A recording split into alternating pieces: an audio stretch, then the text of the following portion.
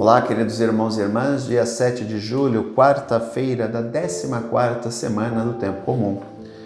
Hoje nós entramos no capítulo 10 de Mateus, dos versículos 1 ao 7.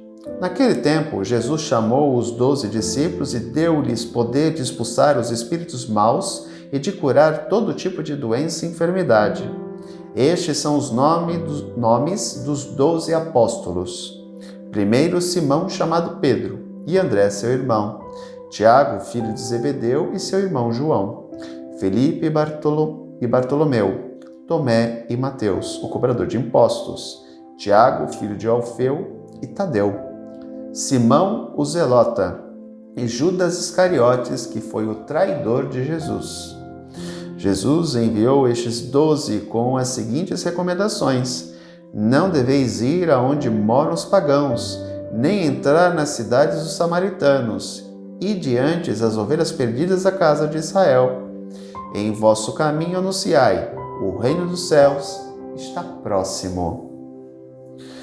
Duas coisas que eu gostaria de destacar no texto. Primeiro, Jesus conhecia bem aqueles que ele chamou. São citados os nomes. Ele conhecia o ser humano na intimidade. Outro aspecto que podemos destacar: o Senhor veio para libertar o ser humano. A palavra de Deus cura e liberta, e ela direciona. Aquele que quer viver nos caminhos de Deus se pauta pelo Evangelho. E ele mesmo vai dizer, a verdade vos libertará. O Evangelho é a verdade para o cristão, porque é a revelação do próprio Deus. Portanto, aquele que vive o Evangelho ou busca viver o Evangelho é libertado através da verdade. Daí a expressão, a verdade vos libertará. Outro aspecto, ele escolheu. Foi Jesus quem escolheu. Não foram os discípulos que foram lá e se ofereceram. Ele foi atrás de cada um. Os primeiros a serem chamados são Pedro, André, Tiago e João. Segundo a Escritura, eles estavam pescando, Jesus foi lá, teve a pesca milagrosa, que Pedro se ajoelha aos pés de Jesus: afasta de mim que eu sou pecador, doravante vos farei pescador de homens. Esses são os 4, são os primeiros a serem chamados, depois ele chama os outros. Ele escolhe os discípulos, não são os discípulos que escolhem ele. Aqui algo extremamente significativo, inclusive aquele que o trairia. Porque Judas tinha a opção de não trair Jesus, mas ele traiu. Aqui entendemos a lógica de Deus. Na lógica de Deus, ninguém deve ser privado de nada. Porque, por exemplo, por que Hitler nasceu? Se Deus sabia que Hitler ia fazer aquilo, por que, sei lá, a mãe dele não abortou, ou a mãe dele não concebeu, ou por que isso, ou por que aquilo? Assim ele não teria nascido, não teria feito os horrores que ele fez.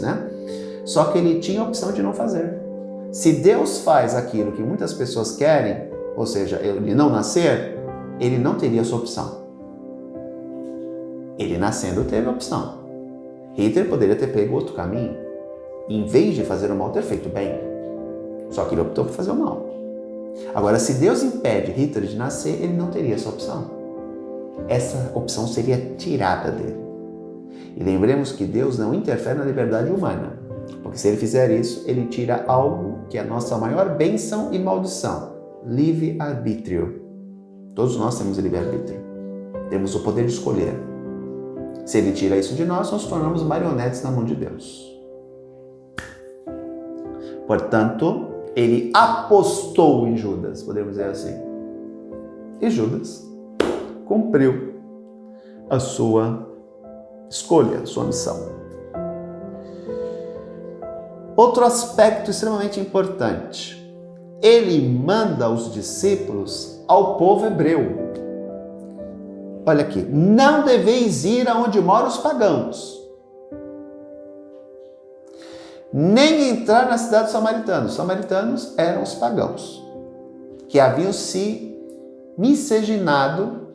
Na verdade, os samaritanos eram os antigos, o reino do norte, que a capital era Samaria, o Israel, que quando Davi une o Estado de Israel, que ele comporta, ele faz o Estado de Israel. Depois o seu filho Salomão mantém as 12 tribos unidas, o Estado de Israel. E depois o neto de Davi, chamado Roboão, filho de Salomão, não atende ao pedido das tribos do norte. Então essas tribos do norte rompem com Salomão e criam o reino de Israel. São as 10 tribos do norte. E o sul passa a se chamar Judá, reino de Judá, porque comportava a tribo de Judá e a tribo de Benjamim. Então, ficam 2 reinos, o reino do norte, chamado Israel, e o reino do sul, chamado reino de Judá. O reino do norte vai ter como capital a Samaria. Daí que vem samaritanos. A Samaria, capital do reino do norte, vai cair na mão dos assírios no ano 722 a.C. E o que ocorre com a população da Samaria? Os poderosos, os donos de terra, os intelectuais, os comerciantes, o povo poderoso, é feito o quê? Eles são deportados. O que é ser deportado? Você é obrigado à força a deixar aquele país. E aí o que o rei dos assírios fez? O povo da Samaria, da capital do império, é transportado para um outro reino. E o povo desse outro reino é transportado para Samaria. Quando esse povo desse outro reino vem para cá, eles casam com os sobreviventes que ficaram aqui. Por isso que os judeus não vão aceitar mais os samaritanos como seus irmãos, porque houve um processo de mistura de raças. E para o judeu, ele tinha sempre aquele orgulho, né? Somos o povo da aliança, somos a raça pura. Então, o reino do norte, os samaritanos, se tornam pagãos, são mal vistos. Aqui entendemos um pouquinho a crítica que Jesus dá, a espizinhadinha, quando ele fala sobre o texto do samaritano, que acolhe o homem que foi assaltado na beira do caminho. O sacerdote do templo, o levita, que era o sacristão do templo, não socorre o homem, o samaritano socorre. Quer dizer, Jesus dá uma espizinhadinha nos judeus. Então, só para vocês entenderem a rixa entre samaritanos e judeus. Na verdade, os samaritanos eram os irmãos dos judeus, separados. Só que, depois da deportação, os judeus do sul olharam o pessoal do norte como um povo que se misturou com outros povos. Então, eles já não tinham mais sangue puro, eles já não eram mais irmãos seus. Se tornaram pagãos. E aí Jesus complementa: ide antes as ovelhas perdidas da casa de Israel. Por quê? O objetivo de Jesus era que os judeus retornassem à antiga aliança. Se os judeus tivessem feito isso, hoje nós não seríamos cristãos, provavelmente seríamos judeus. Só que os judeus não viram em Jesus o cumprimento da promessa feita através dos profetas. Eles não reconhecem Jesus como Messias, o Filho de Deus, como Deus encarnado no meio dos homens. Então, o que aconteceu? Jesus, mediante a recusa dos judeus, ele vai anunciar a boa nova aos pagãos. Há outros textos que deixam isso muito claro, né? Então, Jesus, primeiro, ele vai se preocupar em evangelizar, trazendo para os nossos dias, né? Não era essa a palavra, seria o anunciar a boa nova aos judeus, porque eles são o povo escolhido de Deus, são o povo da aliança e continuam sendo até os dias de hoje. Ok? Não podemos dizer, não, são. Eles ainda continuam sendo o povo de Deus e o povo da aliança. Nós somos os cristãos, seguidores do Messias, porque vemos em Jesus o Messias esperado e anunciado pelos profetas. A ala mais radical do judaísmo ainda continua a esperar o Messias.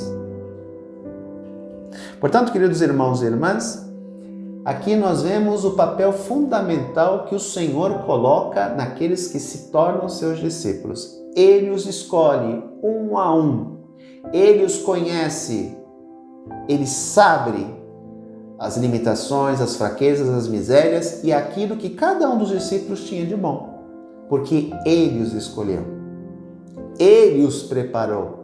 Tanto que, encerro aqui, após a sua paixão, morte, ressurreição e ida para o céu, quem irá continuar a missão dele são esses discípulos. Com exceção de Judas, que se enforca, todos os outros darão seguimento, continuidade ao projeto de Jesus, de transformação da humanidade através do mandamento do amor. E este projeto continua a ser divulgado, anunciado pelos 4 cantos do mundo, através de nós, os cristãos. Um grande abraço, até amanhã, se Deus quiser. Tchau.